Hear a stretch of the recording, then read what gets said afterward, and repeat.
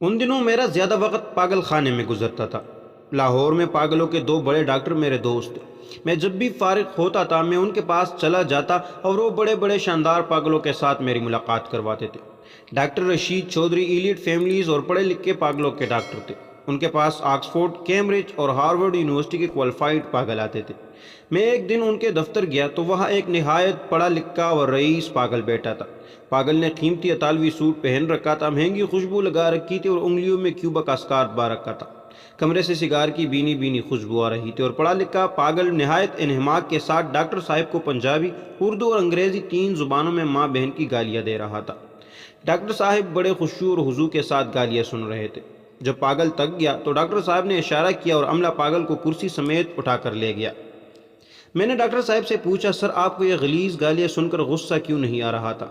Doctor صاحب نے خنس کر جواب دیا، کیونکہ میں جانتا ہوں یہ پاگل ہے، اور اگر آپ کو پاگلوں کی بات پر غصہ آ جائے تو اس کا مطلب ہوتا ہے آپ ان سے بڑے پاگل ہیں۔ میں نے اس دن یہ بات پلے باندھ لی، ہم اگر نارمل ہے تو پھر ہمیں پاگلوں کی باتوں پر جذباتی نہیں ہونا چاہیے، ہمیں پاگلوں کی گالیاں بھی اطمینان سے سن لینی چاہیے۔ چنانچہ میں جب بھی کسی مشکل صورتحال کا شکار ہوتا ہوں، مجھے جب کوئی پاگل ٹکر جاتا ہے تو مجھے ڈاکٹر رشید چودھری یاد آ جاتے ہیں۔ میں پاگل سے معافی مانگتا ہوں، اپنا جرم، گناہ اور غلطی تسلیم کرتا ہوں اور آگے چل پڑتا ہوں۔ میں پاگل کے ساتھ ڈائلاگ یا آرگومنٹ کی غلطی نہیں کرتا۔ میں جس دن یہ غلطی کر بیٹھوں میں اس دن نیند کی گولی کے بغیر سو نہیں پاتا۔ دوسرے ڈاکٹر صاحب غریب پاگلوں کے معالج تھے۔ وہ لاہور کے سرکاری پاگل خانے میں کام کرتے تھے۔ میں ہفتے میں 2 دن گپ شپ کے لیے ان کے پاس چلا جاتا تھا۔ ان کے پاس بڑے بڑے مورکۃ الآراء پاگل ہوتے تھے۔ مثلا مجھے ایک دن وہاں ایک ایسا پاگل ملا جس کا خیال تھا وہ نعوذ باللہ خدا ہے اور اس نے قیامت لانے کا فیصلہ کر لیا ہے۔ وہ اس وقت تک بات نہیں کرتا تھا جب تک مخاطب اسے باری تعالیٰ نہیں کہتا تھا۔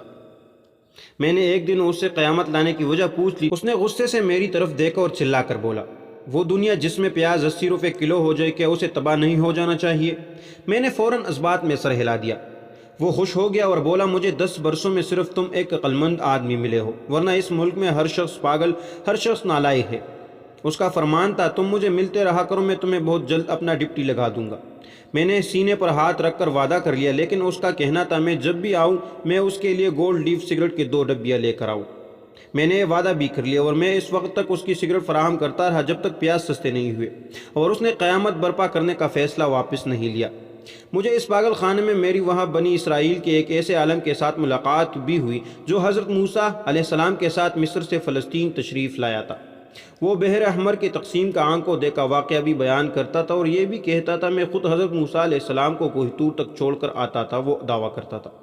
ہمیں بعض اوقات اس کی باتوں پر یقین آنے لگتا تھا، بس وہ ایک چیز سے پکڑا جاتا تھا۔ وہ ہمیشہ کہتا تھا میں حضرت موسیٰ علیہ السلام کو سائیکل پر بٹھا کر کوہ طور پر پہنچاتا تھا۔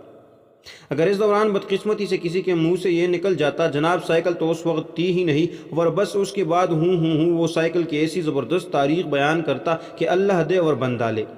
اس کا دعویٰ تھا سائیکل ایجاد نہیں ہوئی تھی، یہ اللہ تعالیٰ نے نازل کی تھی۔ وہ سائیکل کے نزول کا ایسا روح پرور واقعہ بیان کرتا تھا کہ توبہ توبہ۔ میں وہاں ایک ایسے حاذق طبیب سے بھی ملا جس کا دعویٰ تھا وہ چمنٹیوں کے ذریعے گردے کی پتری نکال سکتا ہے۔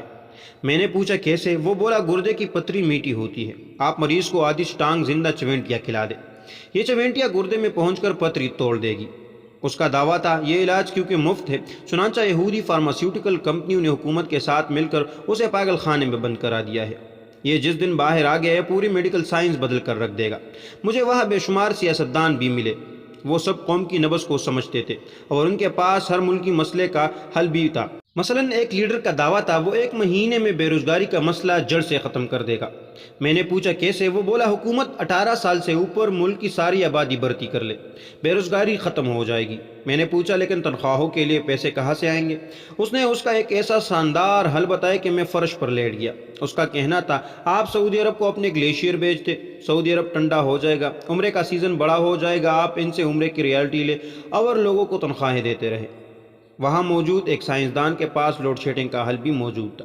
اس کا کہنا تھا حکومت 10 کروڑ چھوٹی چھوٹی ٹربائنیں بنائے، ان کے آگے آوارہ کتے چھوڑ دے، یہ کتے روزانہ 10 کروڑ یونٹ بجلی پیدا کر دیں گے، یہ بجلی کا مسئلہ حل ہو جائے گا۔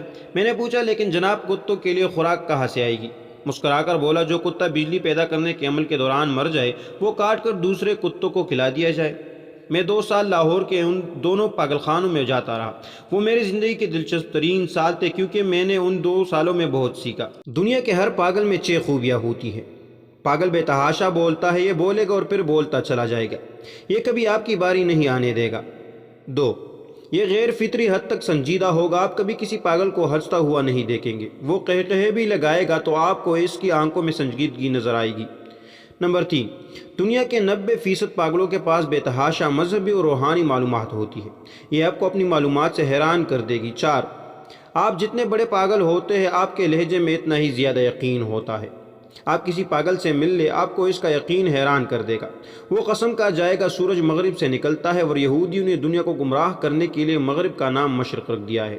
نمبر 5، دنیا کا ہر پاگل دن میں خواب دیکھتا ہے اور یہ اس خواب کو حقیقت سمجھتا رہتا ہے۔ اور 6، دنیا کا ہر پاگل بحث کا استاد ہوتا ہے، آپ اسے بحث میں نہیں ہرا سکتے، لہٰذا آپ کے پاس اس کی بات ماننے کے علاوہ کوئی چارہ نہیں ہوتا۔ آپ کو اگر میری آبزرویشن پر یقین نہ آئے تو آپ کسی پاگل خانے کو وزٹ کر لیں، آپ میری پاگل شناسی کے قائل ہو جائیں گے۔ اور اگر آپ کے پاس وقت نہیں تو آپ اپنے دائیں بائیں دیکھ لیں، آپ کو پاگل خانے جانے کی ضرورت نہیں رہے گی۔ یہ پورا ملک پاگل خانہ بن چکا ہے، آپ کو ایک سرے سے دوسرے سرے تک کروڑوں عالم، سائنسدان، سیاستدان، دانشور، طبیب اور پیر مل جائیں گے، آپ کو ان سب میں یہ 6 خوبیاں بھی مل جائیں گی۔